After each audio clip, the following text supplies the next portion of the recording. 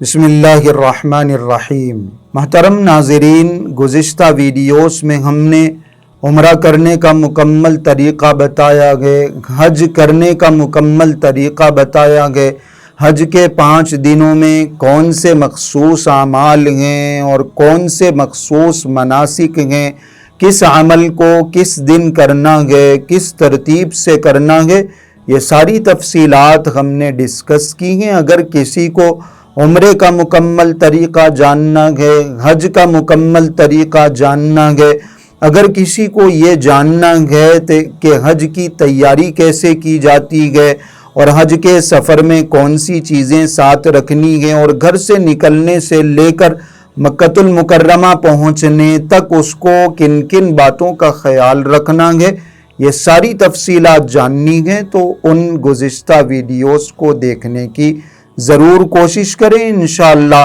حج کے بارے میں مکمل معلومات آپ کو حاصل ہو جائیں، لیکن ان معلومات کے ساتھ یہ جاننا بھی ضروری ہے کہ حج کے مخصوص اعمال کیا ہیں، ان اعمال کی، ان مناسک کی حیثیت کیا ہے، کون سا عمل فرض ہے، کون سا عمل واجب ہے اور کس عمل کو کس وقت میں انجام دینا ہے، اس کے فضائل کیا ہیں، مسائل کیا ہیں، یہ ساری چیزیں جاننا بھی ہم سب کے لیے ضروری۔ اس لیے انشاءاللہ آگے کی ویڈیوز میں یہ بتانے کی کوشش کی جائے گی کہ حج کے فرائض کیا ہیں، حج کے واجبات کیا ہیں، کس فرض کو کس واجب کو کس طریقے سے ادا کرنا ہے، انشاءاللہ یہ چیزیں بھی ڈسکس کی جائیں۔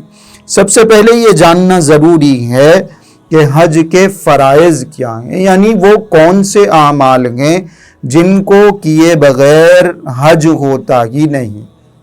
ہم نے ایک ترتیب سے یہ تو سن لیا کہ فلاں کام کے بعد فلاں کام کرنا ہے، فلاں عمل کے بعد فلاں عمل ہے، 10ویں کو فلاں کام، 11ویں کو فلاں کام اور 9ویں ذی الحج کو فلاں کام، یہ تو جان لیا، لیکن یہ جاننا ضروری ہے کہ ان فلاں اعمال کی حیثیت کیا، ان کے بارے میں تفصیلات کیا ہیں، ان کے بارے میں مسائل کیا ہیں۔ تو سب سے پہلے جانتے ہیں کہ حج کے فرائض کیا ہیں۔ حج کے 3 فرائض ہیں، ان 3 فرائض کے بارے میں آپ کو تفصیلات بتائی جائیں گی۔ آج کی اس ویڈیو میں صرف ایک فرض کے بارے میں ڈسکس ہوگا۔ حج کے 3 فرائض ہیں، ایک فرض ہے احرام، دوسرا فرض ہے وقوف عرفہ جو 9ویں تاریخ کو ہوتا ہے، اور تیسرا فرض ہے طواف زیارت جو 10ویں کو، 11ویں کو، 12ویں کو، کسی بھی تاریخ کو کیا جا سکتا ہے۔ باقی انشاءاللہ تفصیلات آئیں گی۔ یہ 3 حج کے فرائض، ان میں سے جو سب سے پہلا فرض ہے احرام پہننا، یہ ایک ایسا فریضہ ہے جس کے بارے میں بڑی لمبی چوڑی تفصیلات ہیں، بڑے اہم مسائل ہیں، ان تفصیلات کا، ان مسائل کا جاننا بھی ضروری ہے۔ احرام کس کو کہتے ہیں؟ ہمارے ذہن میں یہ ہے کہ احرام صرف 2 چادریں پہن لینے کا نام۔ یاد رکھیے، احرام 2 چادریں پہننے کا نام نہیں ہے۔ احرام اصل میں نیت کرنے اور تلبیہ پڑھنے کا نام ہے۔ احرام پہننا یا وہ 2 چادریں تو ہمارے محرم ہونے کی علامت ہے، یہ بتانے کے لیے پہنی جاتی ہیں، یہ یاد دہانی کے لیے پہنی جاتی ہیں کہ ہم حالت احرام میں، ورنہ اصل میں احرام جو ہے وہ نیت کرنے کا نام ہے، تلبیہ پڑھنے کا نام ہے۔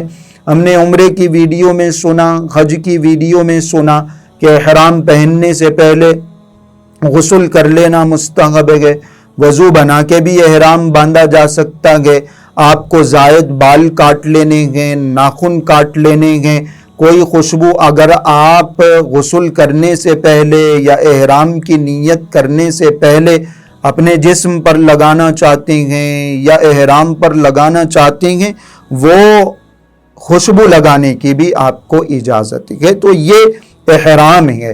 احرام پہننے کے سلسلے میں آپ کو یہ بات بھی پتہ چل چکی ہے کہ احرام کیسے باندھا جانا چاہیے۔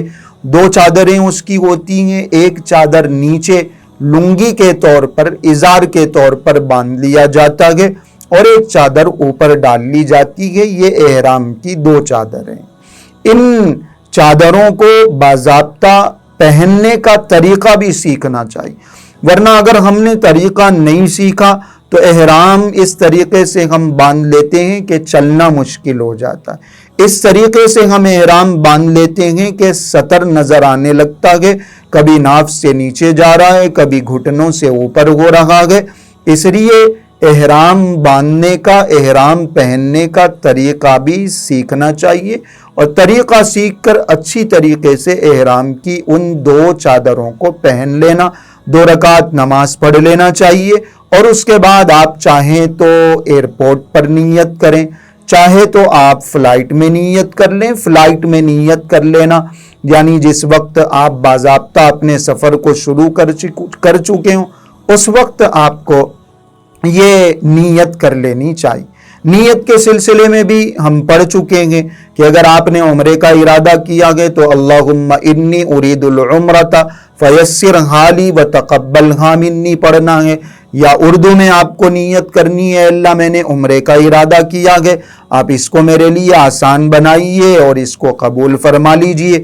اگر آپ حج قران کر رہے ہیں یعنی عمرہ اور حج دونوں ایک ساتھ کر رہے ہیں تو اللہم انی ارید العمرۃ والحج فیسرھما لی وتقبلھما منی آپ کو پڑھنا ہے، اللہ میں نے حج اور عمرے دونوں کا ارادہ کیا ہے، ان دونوں کو میرے لیے آسان بنائیے اور دونوں کو قبول فرمائیے۔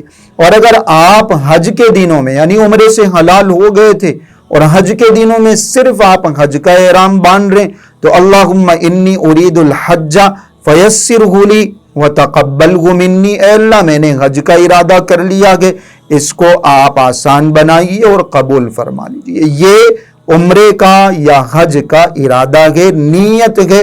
آپ نے احرام پہن لیا ہے تو اب نیت کرنا ضروری ہے، صرف احرام پہننے سے آپ ہرگز محرم نہیں بنتے۔ یہ بات خاص طور سے ذہن میں رکھنی چاہیے۔ ہم نے احرام پہن لیا تو نیت کرنا ضروری ہے، اور نیت کے بعد تلبیہ پڑھنا ضروری ہے۔ اگر ہم نے نیت کر لی تلبیہ نہیں پڑھا تب بھی ہم محرم نہیں بنیں گے۔ احرام پہننا یعنی 2 چادریں اوڑھ لینا اور اس کے بعد نیت کرنا، اس کے بعد لبیک اللہم لبیک پورا تلبیہ پڑھنا، تب جا کے ہم محرم بنیں گے، حالت احرام میں آئیں۔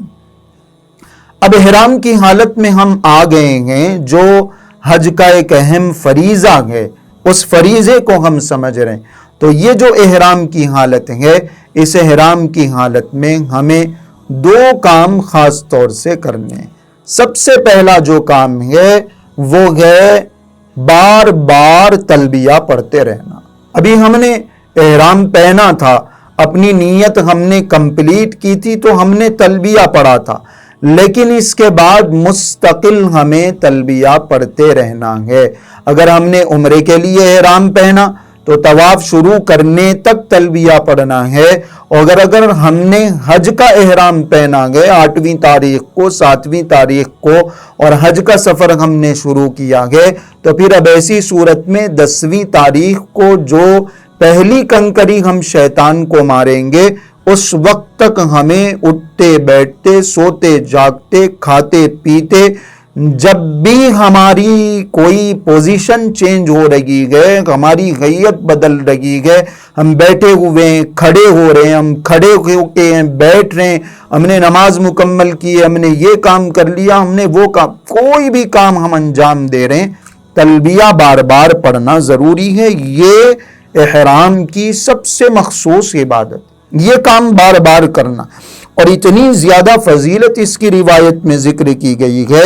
آپ علیہ الصلوۃ والسلام نے ارشاد فرمایا ما من مسلم یلبی الا لبا ما عن یمینہ وشمالہ من حجر او شجر او مدر، کہ جب بھی کوئی مسلمان تلبیہ پڑھتا ہے، کوئی مسلمان تلبیہ پڑھتا ہے، فضیلت اتنی بڑی ہے کہ اس کی دائیں طرف سے اور اس کی بائیں طرف سے زمین کی منتہا تک، زمین کے ختم ہونے تک جو درخت ہیں، جو پتھر ہیں، جو ٹیلے ہیں، جو کنکر ہیں، جو پہاڑ ہیں، وہ ساری مخلوقات اس کے ساتھ تلبیہ پڑھتی۔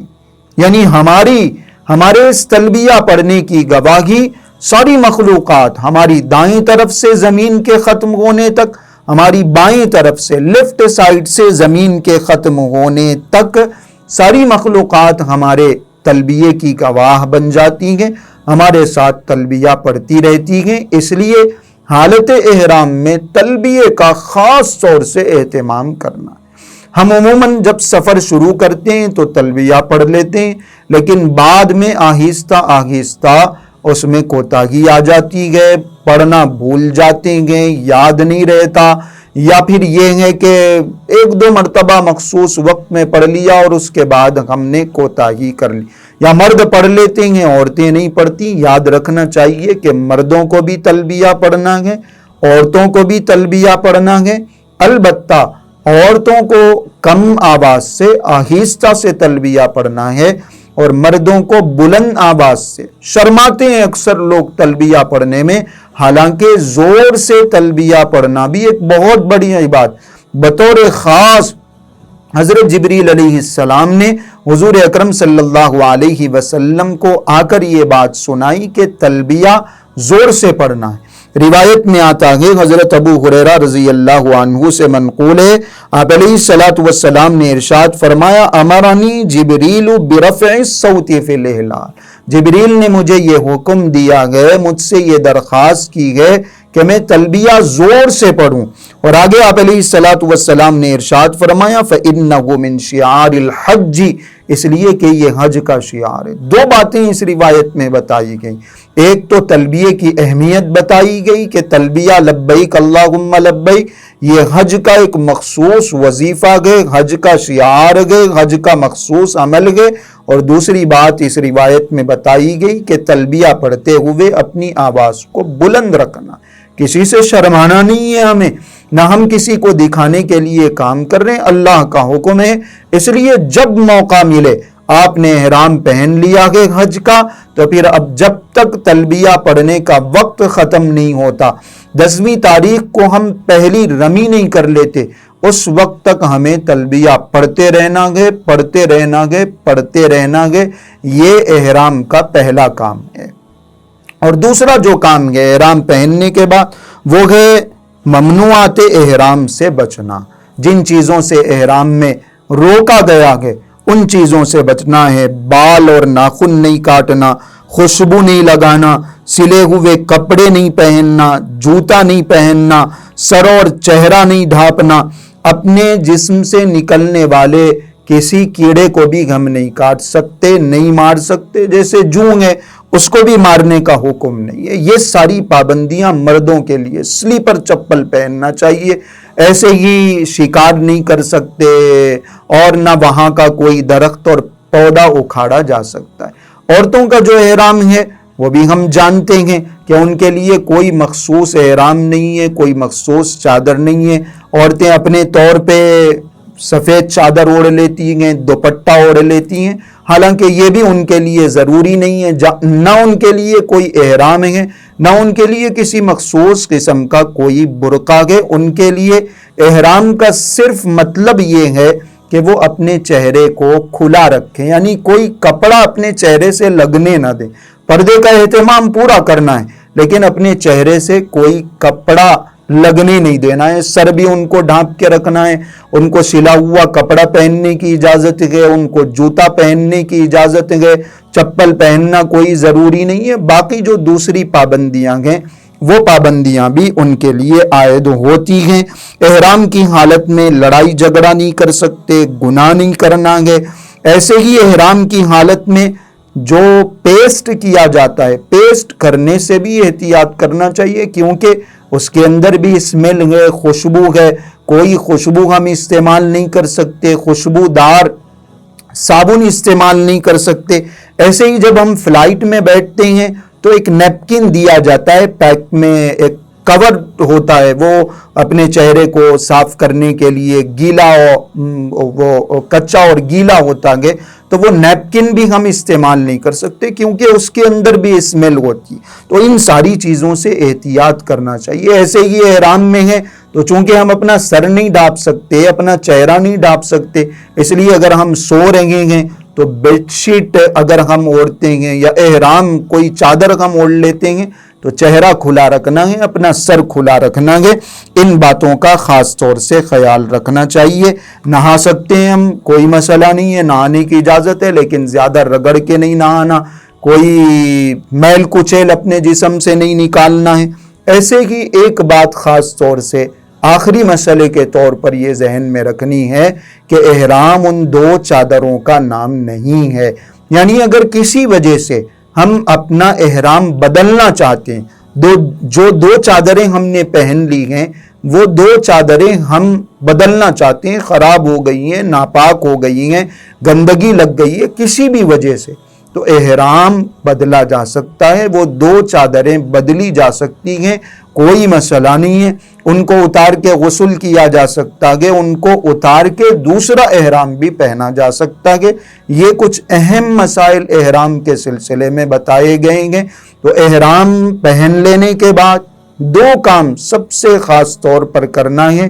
ایک تو یہ ہے کہ ہم زیادہ سے زیادہ تلبیہ پڑھنے کا اہتمام کریں۔ دوسرے نمبر پر احرام کے جو ممنوعات ہیں، جن چیزوں سے روکا گیا ہے، ان چیزوں سے احتیاط کریں، پرہیز کریں۔ یہ حج کا ایک اہم ترین فریضہ ہے، احرام پہننا۔ آگے کی ویڈیو میں انشاءاللہ آپ کو وقوف عرفہ جو ایک اور فریضہ ہے، طواف زیارت ایک اور فریضہ ہے، اس کے بارے میں بھی بتایا جائے گا حج کے سلسلے میں، یا ایسے ہی دوسرے مناسک کے سلسلے میں۔ کسی بھی قسم کا کوئی سوال آپ کو پوچھنا ہو تو ہمارے زاد مسلم شریعہ ہیلپ لائن کے نمبر پر آپ وائس یا ٹیکسٹ میسج کریں، انشاءاللہ جواب دینے کی کوشش کی جائے۔